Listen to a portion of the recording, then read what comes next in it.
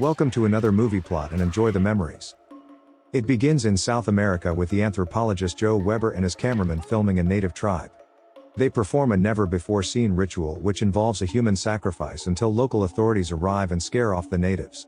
They require Joe at the nearest phone where his ex-wife is on the other end claiming that their dysfunctional adolescent son's in trouble.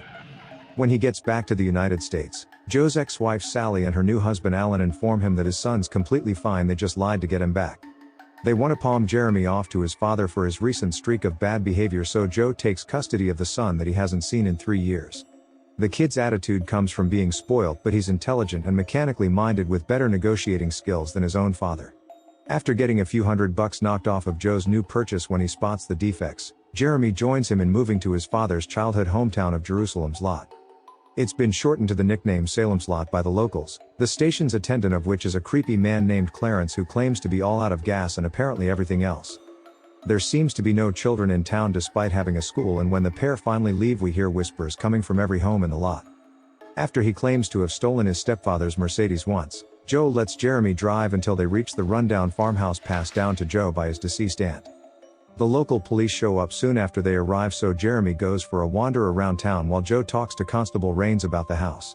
He's skeptical about the outsider's identity, so the officers confiscate Joe's deed to the house and tell him to get it back from the mayor at a later date. Jeremy comes across the school but finds it deserted of all students in the middle of a weekday and gets chased off by the loud caretaker when trying to enter the basement. That night, as the newcomers are going to sleep, Salem's Lot is revealed to be a vampire haven when Dr. Fenton rises from his coffin hidden inside the servant Clarence's garage. A group of lost partygoers pass through the town and are stopped by the police, who restrain them until various townspeople arrive. They take offense to the insults directed towards their small town, so the vampires begin feeding on the tourists as a monstrous creature appears and kills two who try to escape. Once the final girl's bitten, Rains tells Sherry to visit Joe's house for safety and lets her escape before Mrs. Axel can finish her off. On her way there, Sherry takes shelter in a nearby church where the vampires are unable to enter, while it's revealed that Rains' advice was all part of the mayor's elaborate plan to get to Joe. When the vampires leave, Sherry makes a run for Joe's house while being pursued by the monstrous creature, but reaches it in time and begs for his help, sounding like a crazy person in the process. Joe and Jeremy take Sherry directly to the vampire leader, not realizing they're delivering her for dinner. Judge Axel invites the group inside where they attempt to report the incident but find themselves at a table with Dr. Fenton. The precautious vamp inspects the terrified girl's blood for any diseases before they eat her, while Fenton's daughter Amanda takes the smitten Jeremy on a tour of the town.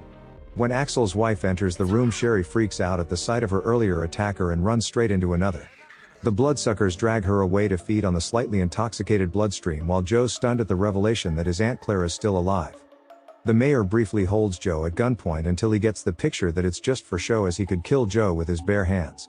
He'd rather appeal to Joe's open-mindedness as an anthropologist in hopes that he will assist their community in achieving mainstream exposure.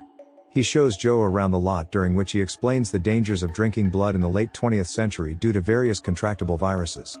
The entire community now just feed on the blood of cows at their dairy farm to remedy this, except for the occasional stray. Like the two hobos on the edge of town who are torn apart by the vampiric children who probably catch all kind of diseases from them. Since the sun's gone down, the town's now bustling with activity, and Jeremy's taken to a vampire wedding at the school, where the bride and groom appear to be children but are centuries old. The townspeople orchestrated Joe's return to Salem's Lot as he's a well-respected author in his field and want Joe to begin writing a religious text for their people so that over the next 200 years they can create a Bible for vampires. Overwhelmed by what he's learned, Joe insists on seeing Jeremy, but his son appears to be taken well care of and spends his time playing with the other children. As a final push to convince him to stay, Joe's shown to his high school sweetheart Cathy, who hasn't aged a day since they dated, and seduces him into bed.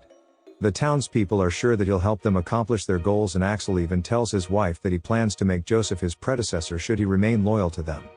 The next day, Joe picks up Jeremy and they decide to remain in Salem's Lot, if only to document the most hated subspecies on Earth.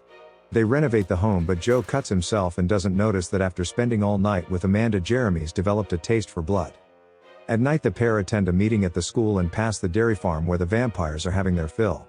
They say that the cow's blood returns in a week, which is much more humane than the beef industry, but Mrs. Axel still claims that she prefers the taste of human blood and that her husband tells her she has a drinking problem. At the school, they learn from the principal the vampires' origins and how they traveled to the United States concurrent to the Pilgrims on the Mayflower. When asking about the townspeople out during the daylight, one of the students lets slip the word drone, which the principal says is a derogatory word for the servants that they've bred to oversee daily operations of the community. Joseph calls it anti-human propaganda, but Jeremy attests that he plans to become a vampire and live in the community with Amanda, while Joe again gets seduced into going off with Cathy, where he spends the night being stalked by the monstrous vampire. Jeremy remains at the school, and at night he argues with his dad about the downside of becoming immortal at a visually young age. The next morning Joe notices he's become sensitive to the sunlight and passes out, so he carries him and attempts to flee from Salem on foot. Some of the drones cut him off on the river and attack him, one of whom Joseph bludgeons to death with a rock, but the second knocks him unconscious and he wakes up in Axel's home again. The vamps reveal that Cathy's pregnant with Joe's fast-growing child, who they say will replace the drone that he killed on the river. They also inform him they have Jeremy held hostage and will complete his transformation into a vampire if Joe doesn't write the first draft of their Bible. After punching Rjin in anger, Joe calms down and agrees to do what they ask until they return his son to him, who begins to haunt him from then on, appearing in visions around town. He's told by Rjin that he's the grandchild of Axel, but he's terrified of him because he's seen his real face, revealing the mayor to be the monster who lurks around bushes from earlier.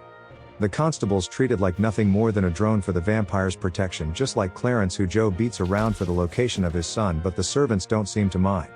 They do, however, dislike visitors, one of who's the vengeance-driven Meer, who's seeking out Nazi war criminals that escaped punishment. Joe allows him to stay at his place while he's in town, but on the first night Jeremy returns home to try lure him to his death. The two hold him captive while Meer looks over all of the vampire lore that Axel gave Joseph to write his book. Disappointed not to find anyone goose-stepping, the hunters ready to kill some vampires, but they first need Jeremy to tell them where they're located. The boy refuses to tell them, so they take him to the church, hoping to save him from the vampire's influence while killing drones along the way.